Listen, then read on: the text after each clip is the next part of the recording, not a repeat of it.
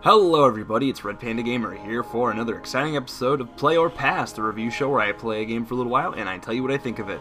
In today's very special episode, we're going to be covering a game that I've actually had for quite a while. In fact, I've had it for probably like 4 or 5 months, back when the game was first available in beta. And I've been wanting to make a video on it for a while, but this was before I did my Play or Pass videos. And I kind of just forgot about the game, and it kind of like drifted away from me, and then all of a sudden I heard it was getting released on Steam. So I started playing it a bit again, and I realized again why I liked it so much, and why I had to own it when it first became available on beta, or in beta. And I know for some of you this isn't going to necessarily be like the most appealing game, because it's kind of like for, I wouldn't say a particular crowd, but it's not necessarily for everyone. But Proteus is an open world adventure game that has probably one of the most interesting art styles I've ever seen in an open world game.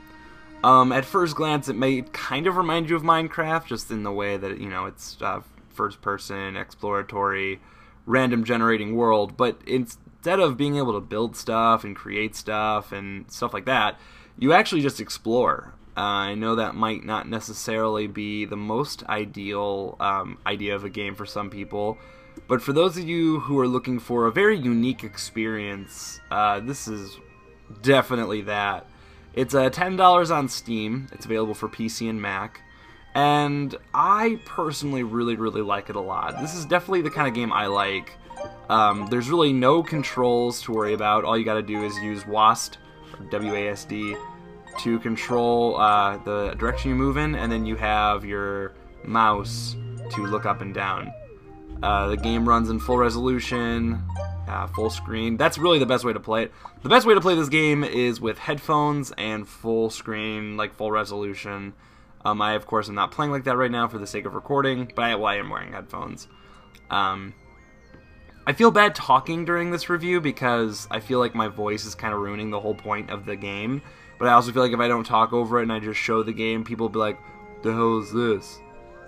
So this game is, you know, the highest, in my opinion. I mean, I view all video games as art. I honestly think video games is a form of art, but I also believe that some games embrace that idea more than others. You know, I doubt the people who make Call of Duty think, oh yes, we're making art here today. In fact, I'm pretty sure most of the people, especially in the higher ups, are just saying, oh look, we're making a bunch of money off the same game this year. Proteus is probably the thing about Proteus is they said, hey, we're making this interactive world, and gosh darn it, we're gonna make it beautiful and unique, and we're gonna make an experience that you can never really have in another game. So the game's got this pixel art style that's three-dimensional, but still flat at the same time. You can't die, you don't kill anything. You just kind of explore and find stuff, like this shack. I mean, you don't do anything with the shack. It's just something you find. And I know for some people that might be kind of lame, but for others that might sound like a pretty cool time. For me, personally, it sounds like a pretty cool time. Now, when you first start the game, you're gonna be especially like, okay, what do I do? But what's interesting is you start to discover things, and you start to find creatures and different things that let you do. I keep saying things. It's kind of hard to explain unless it actually happens. Ooh, look over here. I guess that's just a flower. You know, it's really, like I said, it's an exploratory game, so really the only way you understand it is once you start actually finding some of this stuff. It can be as simple as chasing a frog around. You never know where it might take you, but it looks like this time it's just going to take us back to the water. But, you know, it's a visual, audio-visual experience, unlike anything else I've ever experienced. The closest thing I can really think to compare this game to is the game I've been comparing. I guess I compared Antichamber to this too, but Antichamber actually has like a goal, like an end goal. Not to say this game doesn't, but that game has a much more clear like puzzle element to it. Whereas this game is just they create a world and they expect you to just kind of explore it like you would if you were just, you know, living in your normal life. If you found a place like this in real life, what would you do? You'd walk around. You wouldn't look for monsters and try to kill stuff. I mean, I don't think most of you would. You just experience. So I'm going to be quiet for a little while. I'm actually going to cut out my commentary for probably a couple minutes. Sun's starting to go down. So I'm going to be quiet for a little while, let you enjoy the night. and the rest of the music, and I will be back in a little bit.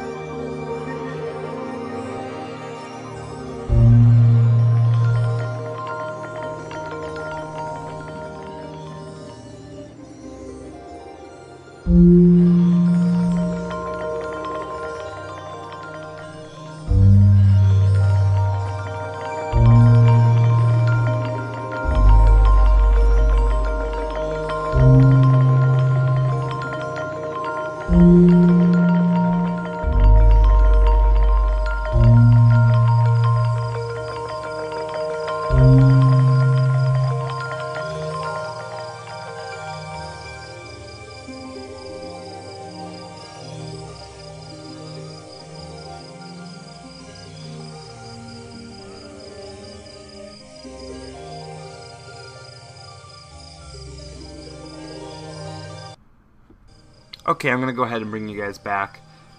So everything I'm experiencing right now, with the exception of the comets, I've never experienced, and I've played this game for about 3 hours, which is a long time when you really consider what the game is. I mean, I know there's people out there who's probably spent more time with this game, but that whole experience just now with like the stars pulsing like that and rubbing up against the, I guess tombstones is what you could call them, but I guess they're really just stones. That is all stuff I've never experienced before in playing this game, so there's all sorts of little things you can find in this game that really just add that much more to the experience and make every trip seem, I mean not even seem, make every trip different. I totally recommend this game, not necessarily to everyone, just, you know, just people who can appreciate the art style of it, to people who can understand and appreciate what it is. You know, I'm not expecting everyone to just be like, oh man, this is the best game ever made, but I'm also not expecting people to just sit there and think, okay, why would anyone in their right mind ever want to play this game where you just do nothing? Whoa! There was one other thing I really wanted to show off, but it doesn't look like I'm going to be able to, because it's something really specific you have to find. When I end the video, I'll probably continue to look for it, and if I do find it, I will put it somewhere in this video. But I'm actually going to end the video now because I don't really... Well, you know what? I guess I'll keep recording a little while longer.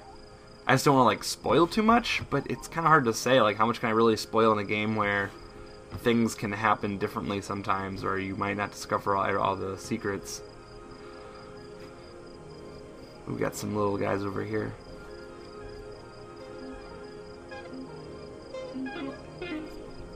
Yeah, like I said, the game is $10, and I think for that price it's worth it. So I say play, go download it on Steam. I'll have a link to the Steam page in the description below. Thank you all so much for watching. I'm Red Panda Gamer. I'm going to leave you guys with some more gameplay. You guys can keep watching if you want, or, you know, you could always go watch something else, or go get the game for yourself and try it out. But like this video, it helps a lot, especially for the developers. You know, spreading the word any way you can is always great, and likes do a lot more than I think most people realize. Favorite this video if you enjoyed it that much, and do never forget to share your love. I'm Red Panda Gamer. I'll see you guys next time. Thanks for watching.